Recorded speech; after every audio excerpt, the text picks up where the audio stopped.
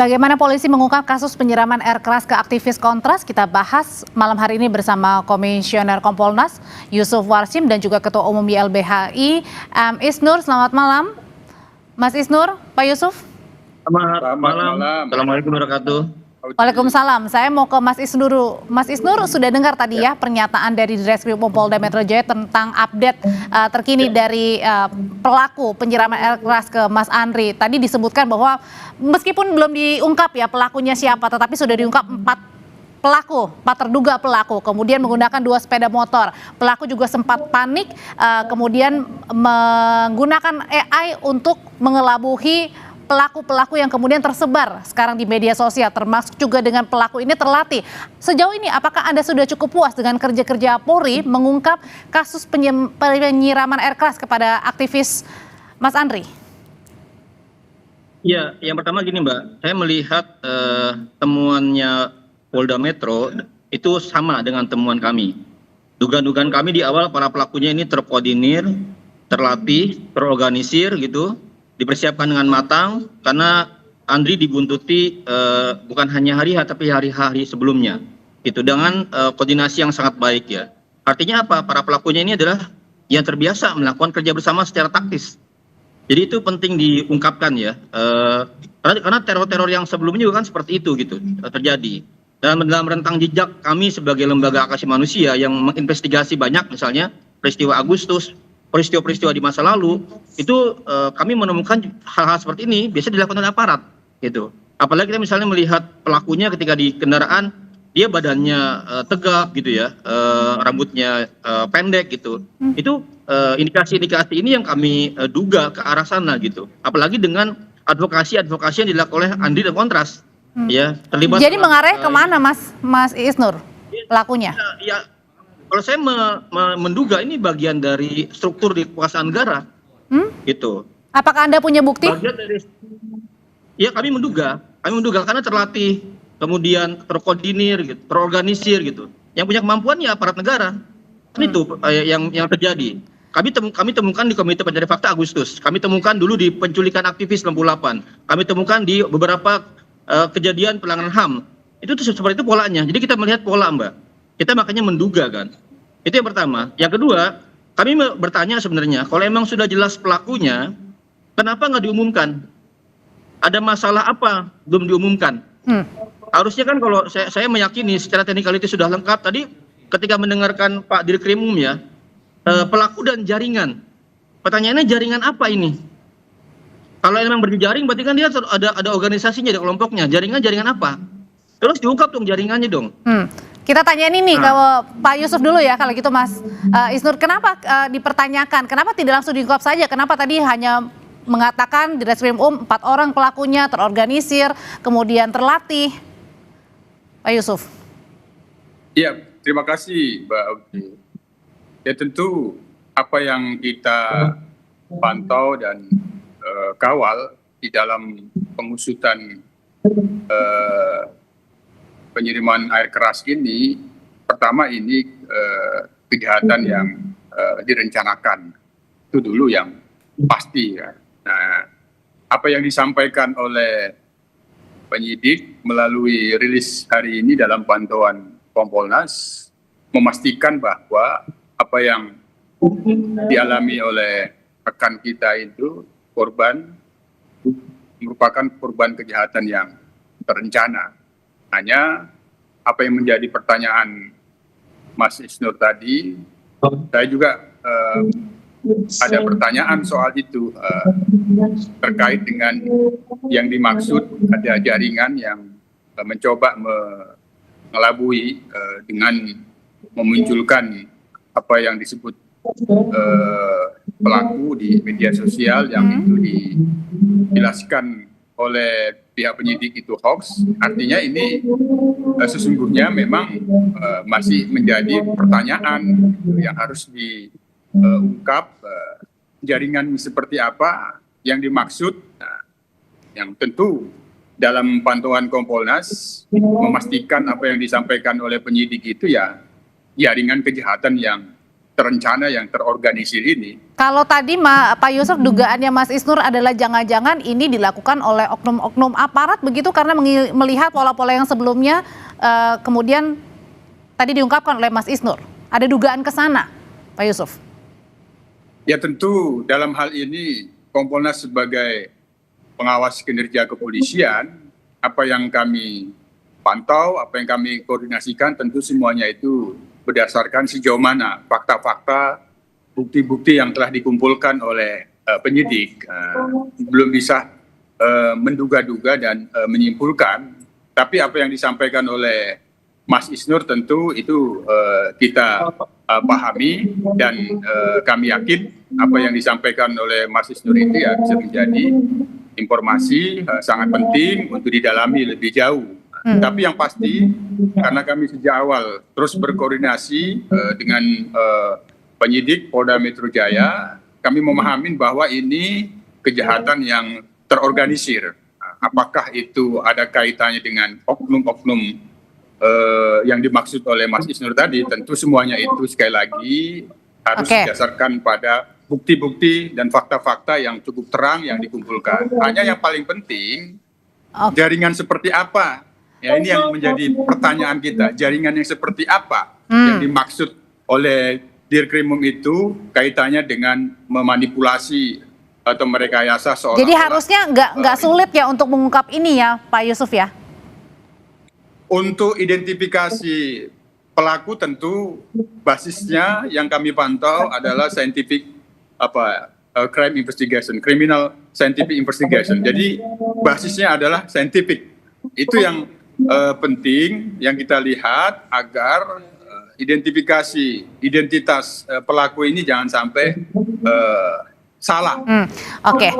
Pak Mas Isnur, ini kan korban ini Mas Andri ini tergolong orang yang vokal ya, kemudian pembela HAM, beberapa kali juga menyuarakan misalnya soal pelanggaran HAM, kemudian juga beliau merupakan tim mencari fakta investigasi independen terkait dengan rangkaian demo Agustus di 2025, termasuk juga Mas Andri ini adalah seorang yang mengkritik pembahasan revisi Undang-Undang TNI yang waktu itu dia juga pernah sempat masuk hotel. Kira-kira Mas Isnur sebenarnya apa sih motif dibalik penyerangan ini? Ini masuk kategori yang mana nih?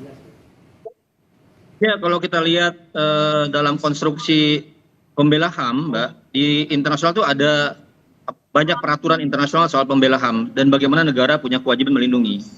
Dan dalam banyak kesadaran global itu di mana-mana, memang pembela HAM ini menjadi target pembungkaman, target serangan untuk mereka tidak lagi melakukan kritik-kritik kepada kekuasaan gitu. Nah, apa yang Andri sampaikan di menerobos rapat di Judicial Undang TNI, jadi saksi di MK Judicial Undang TNI, atau dia kritik misalnya terhadap juga represivitas aparat yang lain ya, dia juga kritik tuh represivitas aparat kepolisian. Nah, ini penting dibaca semua gitu. Tapi kan kira-kira gini Mbak, memulai dari motif itu kan akan kira-kira itu bukan di situ wewenangnya. Sekarang bagi saya adalah sudah jelas wajahnya, bahkan polisi bilang sudah mendapatkan sidik jari dan DNA-nya, berarti kan sudah jelas namanya siapa. Tapi kalau tadi dibilang AI gitu katanya. Nah itu yang kedua. Yang kedua, kalau ketika dia bicara jaringan, berarti kemampuan jaringan ini bisa punya kemampuan menghilangkan bukti. Bisa punya kemampuan mensabotase atau melakukan yang disebut dengan obstruction of justice, penghalang-halangan penyidikan. Maka bagi saya, kecepatan gerak dari kepolisian ini diperlukan. Sejak awal kejadian, Mbak, di malam itu, setengah jam setelah saya dapat laporan, saya langsung berkoordinasi dengan pimpinan dan penyidik Polda. Kami menyadari kebutuhan cepatnya koordinasi untuk mengamankan bukti.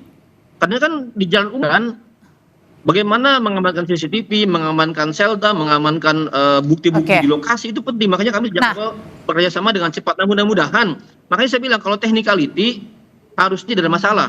Nah, berarti tapi pertanyaannya apakah ada kanan yang lain kait misalnya efek politik, kan di sana arahnya Mbak. Karena kalau ada efek politik di kasus misalnya dulu YLBHI kontras pengukuhan banyak hal, karena dia pertaruhannya kepada jabatan-jabatan tinggi. Karena high profile gitu ya maksudnya. Nah, high profile. Ini pelaku ini kan sebenarnya entah dia ceroboh ya, entah dia punya keberanian yang berlebihan, jumawa. dia berlalu lintas, dia nggak pakai helm, ya, dia nggak pakai topeng gitu. Artinya apa? Artinya dia satu mungkin ceroboh, ya, yang kedua dia berani. Artinya dia punya kejumawaan dalam eksekusi. Nah, kalau dia punya kejumawaan, berarti dia merasa punya backup yang kuat. Oh, oke, berarti ada yang melindungi. Nah, Mas, jangan-jangan bagi dia ini adalah perintah, gitu loh. Oke. Nah, tapi apakah kalau Mas Isnur melihat sendiri ketika tadi kan para pelaku ini panik sehingga menyebarkan foto-foto yang kemudian AI begitu. Apakah sebenarnya ini bisa di-tracking juga mudah siapa yang menyebarkan? Jangan-jangan ya ini pelakunya. Ya, itu saya kurang tahu ya, karena harus pakai kemampuan siber ya. Tapi gini Mbak, ada banyak inisiatif masyarakat yang juga menggunakan AI untuk me-enhance gitu. Jadi hati-hati juga menuduh masyarakat yang punya inisiatif, punya ide, bagian dari jaringan. Padahal mereka adalah kreativitas mereka gitu. Untuk menduga-duga. Dan sebenarnya gini kan, masyarakat ini Mbak, pada titik yang kami tuh hampir tidak percaya sebenarnya. Ini akan diungkap dengan tuntas. Kenapa? Karena banyak teror dialami oleh aktivis, mulai dari kepala babi di Teko, kemudian kemarin ada Shirley, DJ Doni, Iqbal Gris. Kan semua kan dia teror juga, Mbak. Ada buktinya. Tapi hingga hari ini teror-teror itu nggak diungkapkan. Dan jangan sampai mengaburkan faktanya. Iya. Kalau gitu, jangan dia menyangkut high profile dari aktor-aktor pejabat negara. Gimana tuh Pak Yusuf, gimana memastikan cara kerja polisi ini tetap profesional dan tadi jangan-jangan ya itu untuk menyasar dugaannya karena ada yang melindungi high profile, terus kemudian juga AI ini yang mungkin saja tadi kemudian dikaburkan untuk mengaburkan ya fakta-fakta yang aslinya. Bagaimana caranya memastikan kerja-kerja polisi ini tetap profesional, transparan dan juga cepat? Ya. Jadi secara teoritik, kalau kejahatan itu dilakukan oleh lebih dari satu orang, sebenarnya itu lebih mudah. Lebih mudah karena jejak di antaranya akan menjadi petunjuk untuk mengungkapkan. Bahkan lebih rumit kalau itu pelakunya sendiri. Nah, pelakunya sendiri itu akan lebih rumit. Nah, tadi sudah disampaikan oleh Dirkrimum bahwa lebih dari satu, tentu ini sebenarnya satu sisi menjadi mudah gitu untuk diungkap kalau itu lebih daripada satu dari pelaku-pelaku yang ada, tentu ada celah ketidaksempurnaan, ketidakrapian di dalam merencanakan dan mengeksekusi yang telah direncanakan.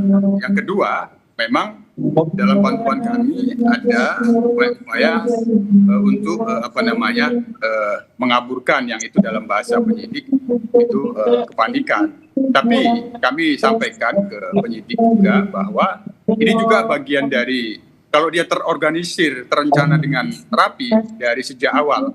Apabila korban itu telah ditargetkan, tentu bisa jadi juga kesan ketidakprofesionalan itu menutupi profesionalisme pelakunya. Itu kesan ketidakprofesionalan itu bisa jadi itu menutupi bahwa ini profesional. Kami melihat bahwa ini korban ditarget dan ini profesional. Oleh karena itu penguatan penyidikan dalam hal ini sekali lagi tentu sangat penguatannya ada pada scientific crime investigation sehingga identifikasi pelaku itu benar-benar tepat dan tidak salah. Yang kedua, apabila ini memang jaringan, tentu ada aktor intelektualnya. Itu yang paling penting untuk segera diungkap. Hanya sekali lagi apa yang menjadi saran-saran dan masukan dari teman-teman Mas Isnur ini saya kira kami selalu menyampaikan kepada penyidik dari sejak dirilis awal kita proaktif kepada penyidik bahwa apa yang menjadi kecurigaan daripada teman-teman Mas Isnur YLBHI ini itu tentu kami yakin sudah dipegang kuat oleh penyidik. Hanya sekali lagi ini soal bagaimana memastikan identifikasi pelaku tidak salah dan tepat, termasuk tidak menyimpang yang kita harapkan. Termasuk juga Mas Isnur dengan ini ya, tadi kan Komisi 3 juga menyuarakan bahwa bukan hanya menangkap pelaku tetapi juga yang memerintahkan aktor intelektualnya yang merencanakan, kira-kira akan bisa keungkap sampai ke sana? Singkat aja Mas. Gini Mbak, karena ini adalah perkara yang menyangkut juga high profile ya, di kasusnya pembunuhan Munir, SBY itu membentuk tim pencari fakta yang berisi bukan hanya penyidik Polri, tapi juga tokoh-tokoh dan lain-lain untuk menerobos barrier, menerobos hambatan-hambatan politik itu. Gitu loh. Makanya harusnya Prabowo itu turun langsung. Ini menyangkut keselamatan anak bangsa yang sedang berjuang buat Tapi sudah memerintahkan Kapolri untuk mengusut, Pak Prabowo? Iya, tapi kan kalau ada hambatan politik kali gimana, Mbak? Oke. Di kasusnya pembunuhan Munir kan terbukti pembunuh Munir adalah agen intelijen negara. Nah, sekarang kalau kita mencurigai yang sama, boleh nggak? Dan menyangkut misalnya para petinggi di berbagai institusi itu gimana? Harusnya Prabowo punya cara dan strategi yang sama untuk membantu penyidikan agar tidak terhambat masalah-masalah politik. Oke, baik. Nafasnya di sini semua sama ya untuk mengusut tuntas setuntas-tuntasnya, bukan hanya pelaku tapi siapa yang memerintahkan, siapa yang aktor intelektual yang kemudian mengorkestrasi dan merencanakan hal ini ke aktivis Mas Andri. Terima kasih Mas Isnur, terima kasih Pak Yusuf, selamat malam Bapak-Bapak. Selamat malam, terima kasih Mbak Udri. Terima kasih Mas Yusuf.